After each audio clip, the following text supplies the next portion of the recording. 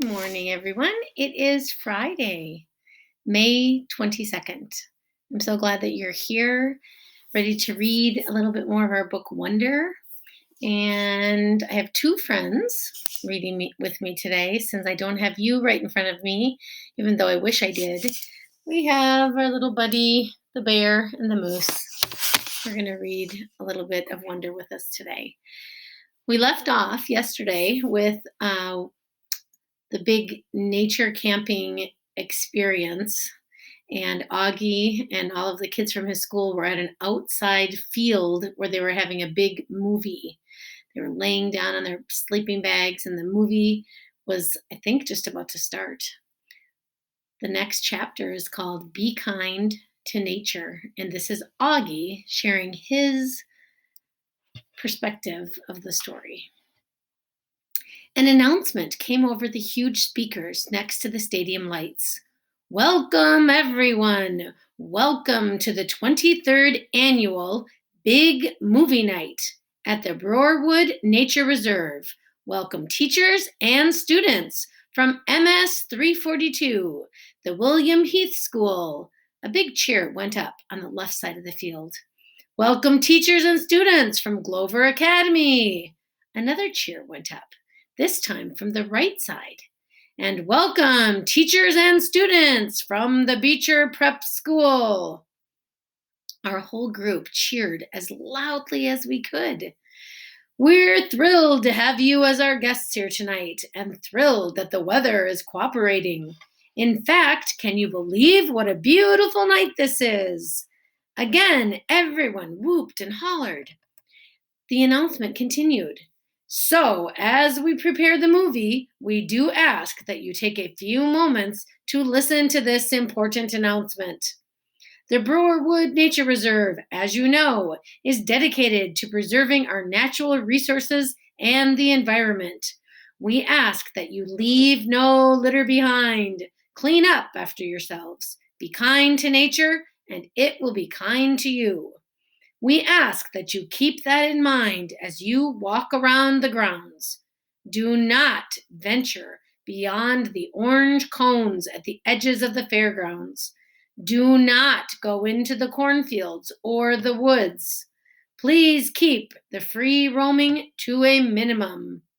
Even if you don't feel like watching the movie, your fellow students may feel otherwise, so please be courteous. No talking, no playing music, no running around.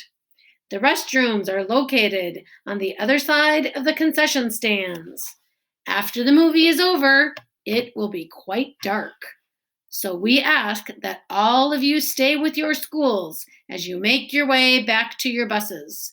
Teachers, there's usually at least one lost party on Big Movie Night at Broarwood. Don't let it happen to you.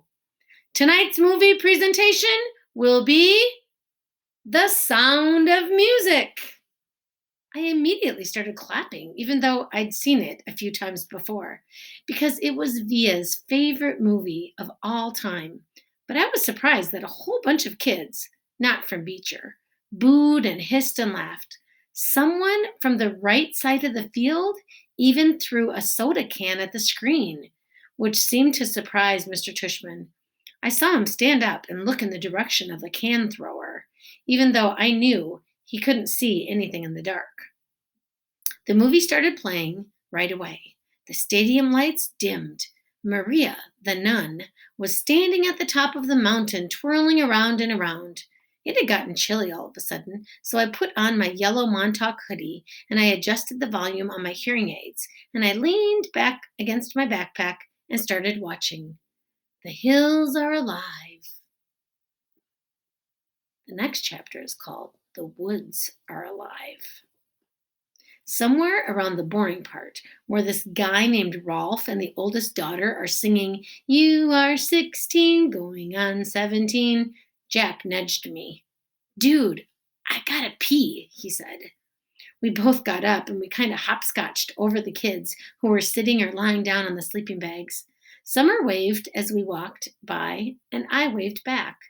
There were lots of kids from other schools walking around by the food trucks, playing the carnival games or just hanging out. Of course, there was a huge line for the toilets. Forget this. I'll just find a tree, said Jack. That's gross, Jack. Let's just wait, I answered. But he headed off to a row of trees at the edge of the field, which was past the orange cones that we were specifically told not to go past. And of course, I followed him. And of course, we didn't have our flashlights because we forgot to bring them. It was so dark now, we literally couldn't see 10 steps ahead of us as we walked toward the woods. Luckily, the movie gave off some light, so when we saw a flashlight coming toward us out of the woods, we knew immediately that it was Henry, Miles, and Amos. I guess they hadn't wanted to wait in the line to use the toilets either. Miles and Henry were still not talking to Jack, but Amos had let go of the war a while ago, and he nodded hello to us as they passed by. "Be careful of the bears," shouted Henry, and he and Miles laughed as they walked away. Amos shook his head at us like, "Don't pay attention to them." Jack and I walked a little farther until we were just inside the woods. Then Jack hunted around for a perfect tree, and he finally did his business, though it felt like he was taking forever. The woods were loud, with strange sounds and chirps and croaks, like a wall of noise coming out of the trees. Then we started hearing loud snaps not far from us, almost like cap pop guns, that definitely were not insect noises. And far away, like in another world, we could hear raindrops on roses and whiskers on kittens. "Ah, that's much better," said Jack, zipping up. "Now I have to pee," I said, which I did on the nearest tree. No way was I going farther in like Jack did. "Do you smell that?" "Like firecrackers," he said, coming over to me. "Oh, yeah, that's what it is," I answered, zipping up. "Weird. Let's go." The next chapter is called Alien. We headed back the way we came in the direction of the giant screen. That's when we walked straight into a group of kids that we didn't know. They had just come out of the woods doing stuff I'm sure they didn't want their teachers to know about. I could smell the smoke now. They smelled like firecrackers and cigarettes. They pointed a flashlight at us. There were 6 of them, 4 boys and 2 girls. They looked like they were in 7th grade. "What school are you from?" one of the boys called out. "Beecher Prep," Jack started to answer when all of a sudden one of the girls started screaming. "Oh my God!" she shrieked, holding her hand over her eyes like she was crying. I figured maybe there was a huge bug or something that had flown into her face. "No way!" one of the boys cried out, and he started flicking his hand in the air like he just touched something hot. And then he covered his mouth. "No freaking way, man! No freaking way!" All of them started half laughing, half covering their eyes, pushing each other, and cursing loudly. "What is it?" said the kid, who was pointing a flashlight at us. It was only then that I realized that the flashlight was pointed right at my face. And what they were talking about, screaming about, was me. "Let's get out of here," Jack said to me quietly, and he pulled me by my sweatshirt sleeve and started walking away from them. "Wait, wait, wait!" yelled the guy with the flashlight, cutting us off. He pointed the flashlight right in my face again, and now he was only about 5 feet away. Oh, man, he said, shaking his head with his mouth wide open. "What happened to your face?" "Stop it, Eddie," said one of the girls. "I didn't know we were watching Lord of the Rings tonight," he said. "Look, guys, it's Gollum." This made his friends hysterical. Again, we tried to walk away from them, and again the kid named Eddie cut us off. He was at least a head taller than Jack, who was about a head taller than me, so this guy looked huge to me. "No, man, it's Alien," said one of the other kids. No, man, it's an orc," laughed Eddie, pointing the flashlight in my face again. This time, He was right in front of us. "Leave him alone, okay?" said Jack, pushing the hand holding the flashlight away. "Make me," answered Eddie, pointing the flashlight in Jack's face now. "What's your problem, dude?" asked Jack. "Your boyfriend's my problem." "Jack, let's just go," I said, pulling him by the arm. "Ooh, man, it talks!" screamed Eddie, shining the flashlight in my face again. And then one of the other guys threw a firecracker at our feet.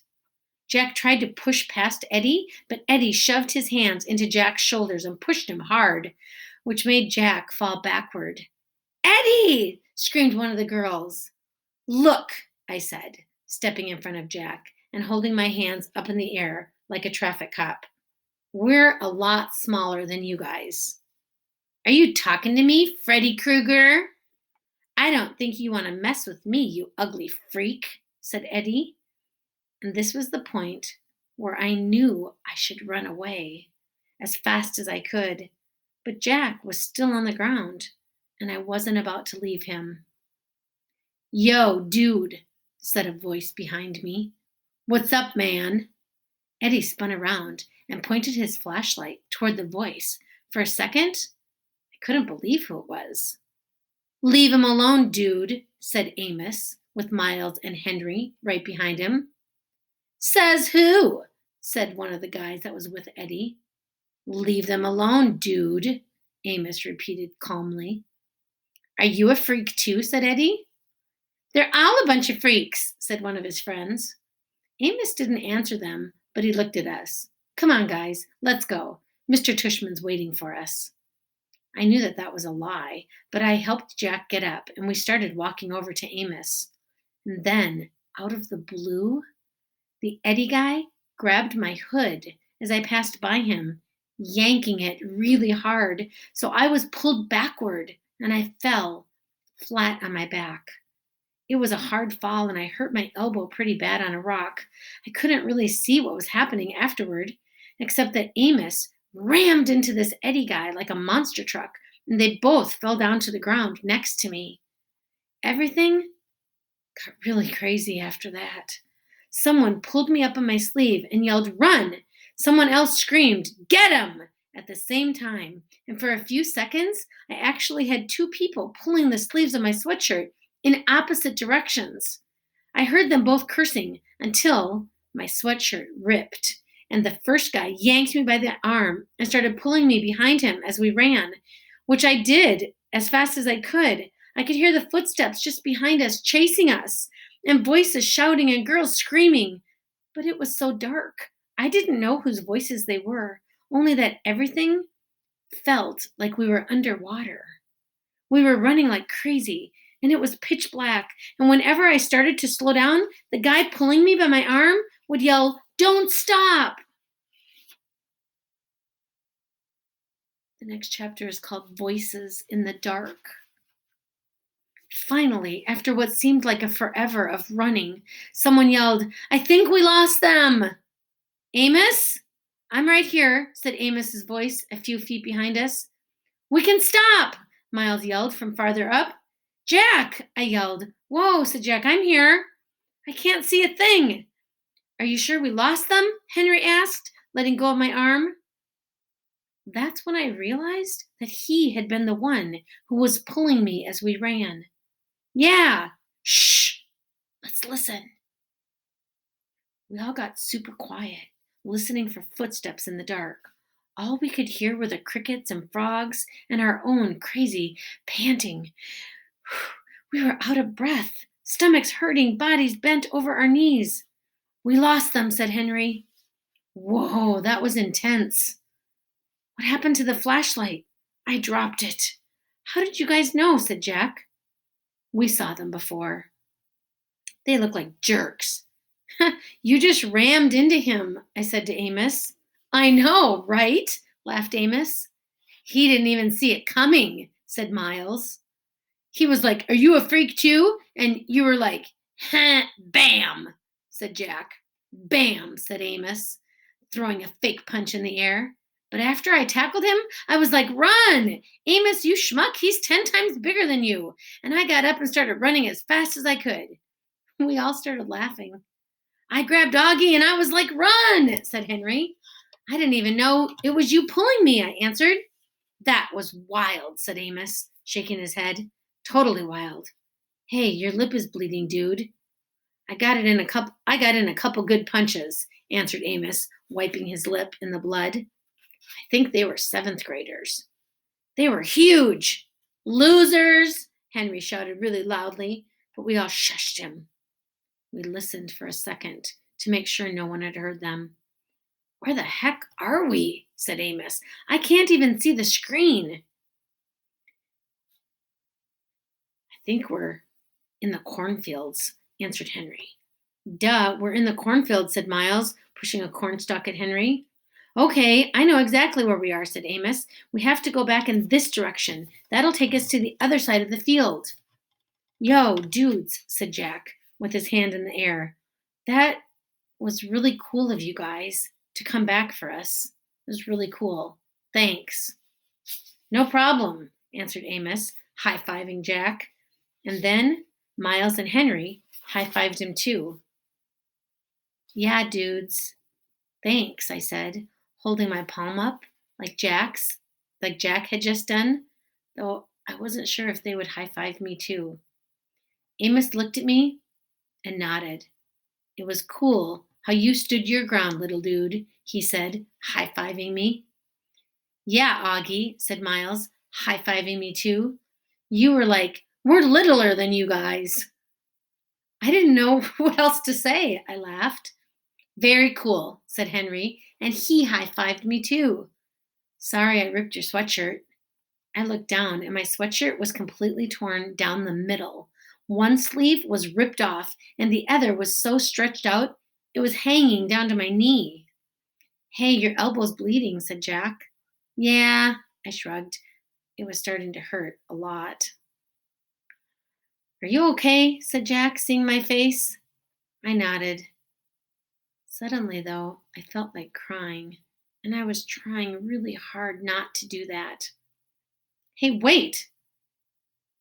Your hearing aids are gone, said Jack. What? I yelled, touching my ears. The hearing aid band was definitely gone. That's why I felt like I was underwater. Oh no, I said. And that's when I couldn't hold it in anymore. Everything that had just happened kind of hit me, and I couldn't help it. I started to cry, like big crying. That's what Mom would call it, the waterworks. I was so embarrassed. I hid my face in my arm, but I couldn't stop the tears from coming. The guys were really nice to me, though. They patted me on the back. You're okay, dude. It's okay, they said. You're one brave little dude. You know that? Said Amos. He put his arms around my shoulder, and that's when I kept on crying. He put both his arms around me like my dad would have done, and he just let me cry. Wow. So that was really awful what those kids from the other school did.